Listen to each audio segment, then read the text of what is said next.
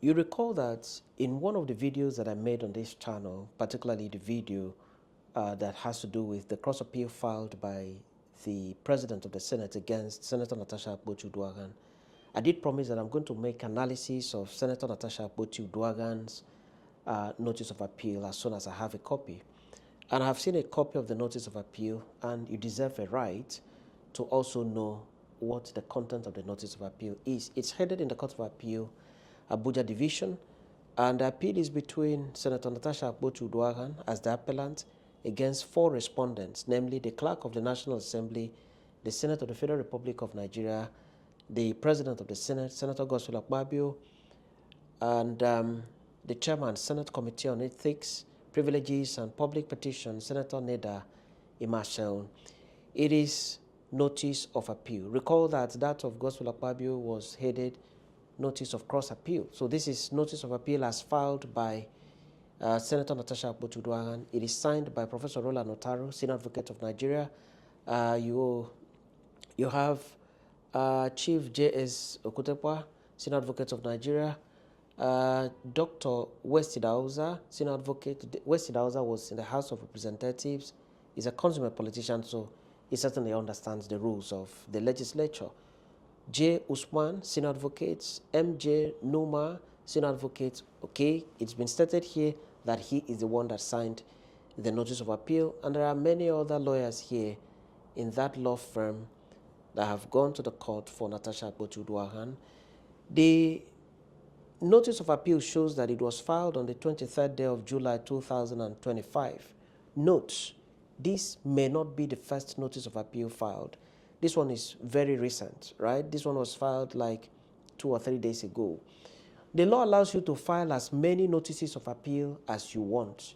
If you file one, you go back to the office and you realize that there is something you omitted, instead of waiting to amend, within the space of 90 days that the law allows for the filing of notice of appeal, you can file as many notices of appeal as you want, and during hearing of the appeal, you choose which one to rely on. So it is possible that this is not the first notice of appeal that has been filed in this matter, because there is a cross appeal that was filed before this day, which means that there must have been a notice of appeal filed before the cross of appeal. But that's by the way. Now, every notice of appeal must state the part of the judgment that you are complaining against. This is it, part of the decision of the lower court complained against. What did Senator Natasha say? She said the whole decision, the whole judgment of the trial court, except the aspects relating to 1, the findings overruling the preliminary objection of the respondents. That preliminary objection was decided in favor of Senator Natasha, so she's not complaining against that one. 2, the findings adjudging the suspension of the appellant for a period of 6 months as unconstitutional, excessive, and ordering that the Senate should recall the appellant. So these are the only 2 areas in the entire judgment of Justice Nyako that has not been appealed against. She's comfortable with these 2, but every other part of the judgment she has complained against it. Now, Senator Natasha has a very long appeal, notice of appeal, 30 grounds of appeal, and that for me is extremely long. What I have observed is that some of the grounds of appeal have interlapping effects, okay? Like 3, 4 would have been lumped together, but this is the wisdom of her lawyers, and they're right. I mean, the law allows you to file as many grounds of appeal as you want to file. Now, what is ground 1? Ground 1, she says that the judge was in error when she held. 1, when she held as follows, quote, when I became seized of the case of the appellant on the 4th day of April 2025, all parties agreed that the court should start this case de novo, and that previous orders and all pending applications before this court became seized of the matter are hereby set aside, except the preliminary objection and originating summons. So Senator Natasha is saying that this statement by the judge is not the true position of what happened, that they never consented that all the matters that all the all what had been done by the previous judge. Remember that there was a judge before this. All what was done by the previous judge is set aside, okay, to start afresh de novo. Natasha is saying that she never consented to that, and therefore that the judge is not correct in saying that everything that happened before the first judge have been set aside. And in particular, Natasha is saying that the first judge had given an order restraining Senator Emma Sheun from proceeding with the committee's sitting and report, and that particular one, she did not consent to the setting aside of that one and starting of the matter de novo. That's her ground number one. Ground number two, she's saying that the judge failed to pronounce on her application for order of mandatory injunction.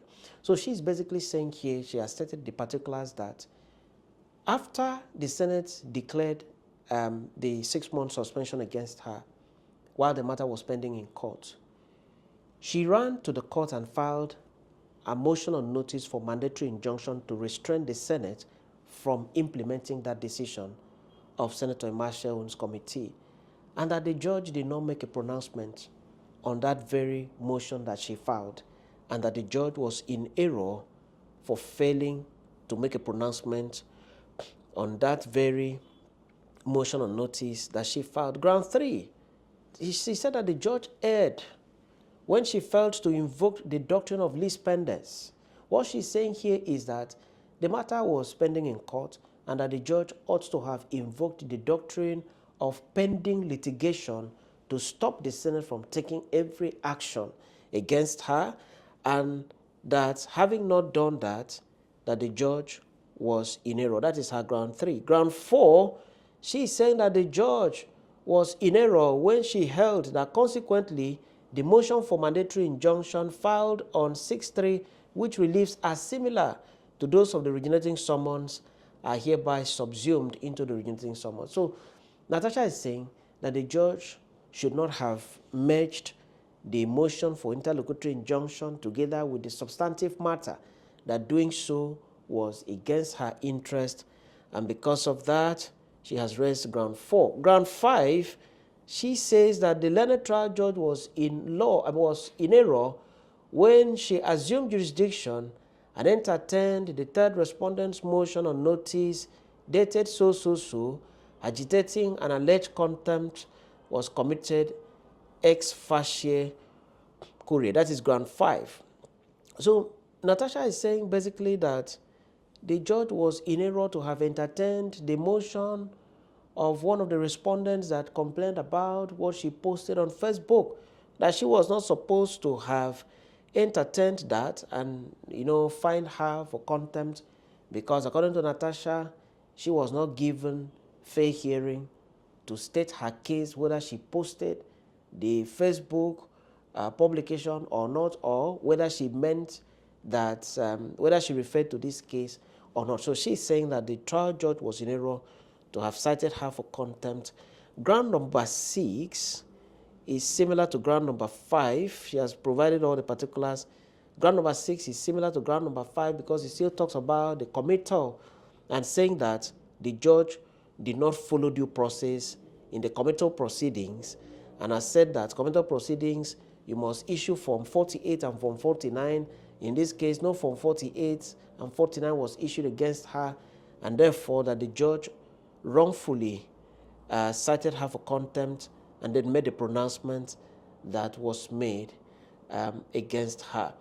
In ground seven, she has said that the judge was in error when she adjudged the satirical apology that she published on Facebook as relating to the case. She said that she apologized. What she apologized in quote on Facebook was in relation to sexual harassment allegation, but that this case was not about sexual harassment, and therefore that the judge was in error to have arrived at the decision that she arrived at. This is ground 8. In ground 8, she's saying that the judge was in error when she held that from the content of the plaintiff's Facebook post, which I have now seen and read, there is no doubt that the post alluded to the circumstance surrounding the plaintiff's conduct at the plenary. So this one is still a complaint against the decision of the judge regarding the satirical post that she made on Facebook talking about the apology. Ground number 9, she's saying that the judge was in error when she held that contempt when she held, quote, on contempt, having found that the plaintiff acted in breach of this court subsisting order, the plaintiff must take responsibility for her action and for publishing what she published on Facebook, and that the judge, Natasha is saying that the judge was wrong in pronouncing that she should pay 5 million naira to the federal government of Nigeria and publish the apology in 2 national dailies and on her Facebook page. So this is still talking about the contempt that the judge pronounced upon. Ground 10, the learned trial judge erred in law and occasioned the miscarriage of justice when her ladyship substituted the relief sought in the application. So she has basically spoken about contempt. She has really raised a number of grounds on the contempt proceedings. Ground 11, that the learned trial judge erred and in fact was in error when she awarded a fine of 5 million naira. It's still about the contempt. So most of the grounds of appeal here, which makes it up to 30, that are really, really much about the contempt. Ground 12 says that the court was wrong when it held that the Ethics, Privileges and Public Petition Committee is a dispute resolution committee which the plaintiff failed to explore. You know, Natasha complained about fair hearing, and the judge said, no, you were not denied fair hearing. You were invited to the Ethics and Privileges Committee. You were supposed to have appeared. So Natasha is saying that no, that the judge was wrong in making that very pronouncement. And she has said here that the Senate committee is not a dispute resolution committee and that the Senate was wrongly adjudged by the trial court. I mean, that committee was wrongly adjudged by the trial court. So this is Natasha's complaint that that committee is not a conflict resolution committee, and therefore that the judge was wrong in her decision. Ground number 13, that the judge was wrong when the court held. First, I need to observe that reliefs 1, 2, 3 all call for the interpretation of Order 9 of the Senate rules. These orders emphasize on privileges given to a senator. It sets out the procedure to follow during plenary. Consequently, it would appear that the preliminary objection succeeds in part in that some of the aspects of the action may be inchoate, but in enforcement of fundamental rights, an act can lie where infringement is anticipated. So Natasha is saying that the trial judge was in error when she made that ruling. A number of other grounds. I remember I told you she has 30 grounds of appeal, and that she has complained about the entire judgment except few instances.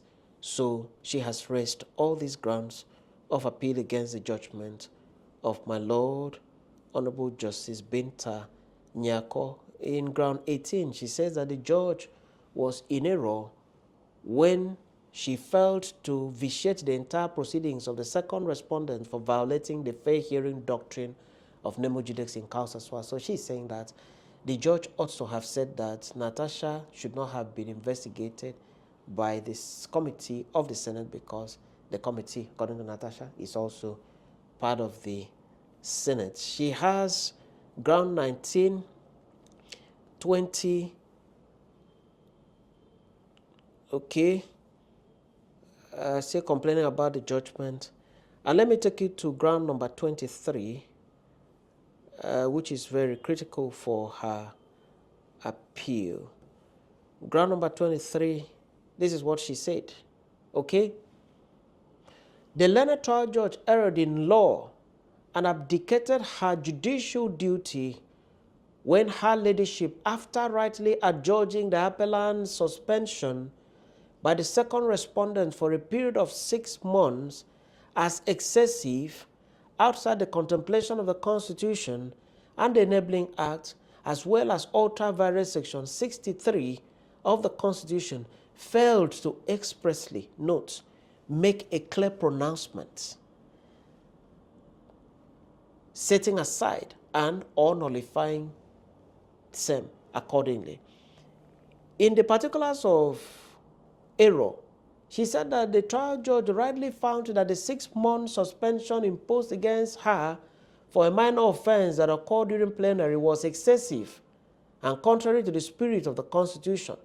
2, that the judge, however, held that she believes and that the Senate should recall her.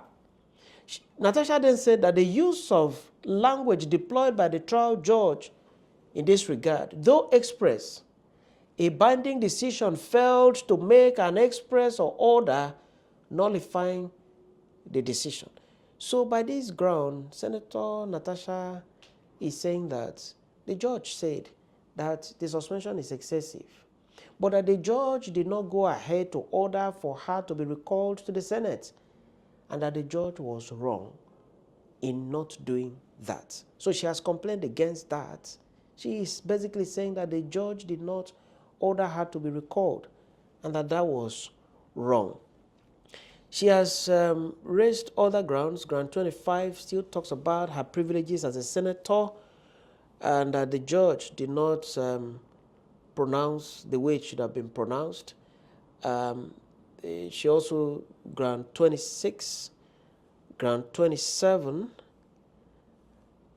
right? Ground 27, she said that the judge was in error when she held that both the legislative powers and the Senate standing order do not provide for a time frame. So Natasha is saying that time frame has been provided and that the judge was in error.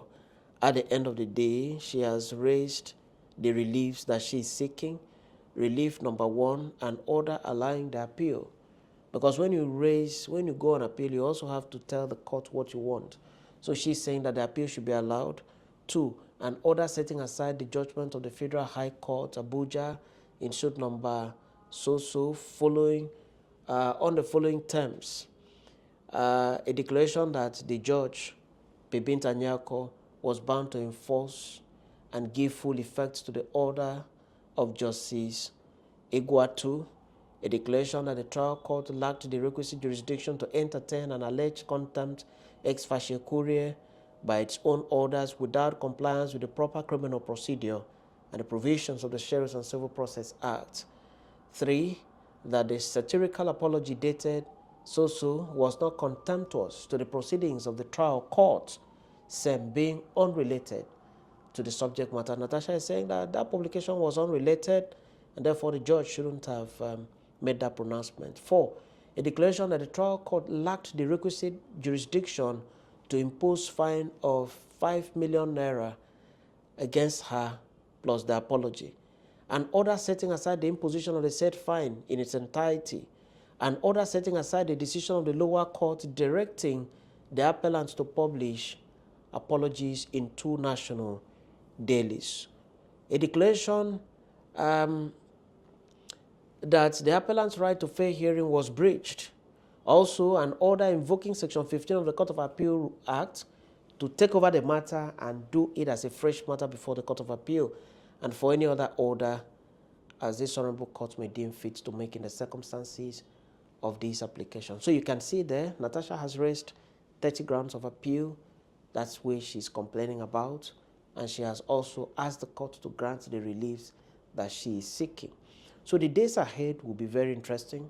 3 appeals have been filed now. One by Natasha. Another one has been filed by the Senate President. I understand that another one has been filed by the Senate. The days ahead, like I said, will be very revealing to know exactly what the decision of the appellate court will be and whether the parties will also go to the Supreme Court for anyone that will be aggrieved by the decision of the Court of Appeal. I wish all parties the best. Many thanks for watching.